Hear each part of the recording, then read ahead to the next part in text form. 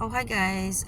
Katatapos ko lang ng blood work, 10-hour fasting. So, gutom na ako.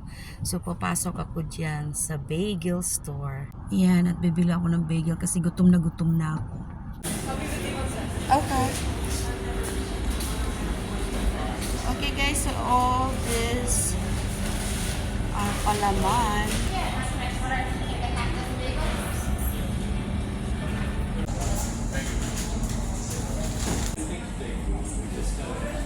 So guys, this is yung coffee. I don't know which one. Oh shoot.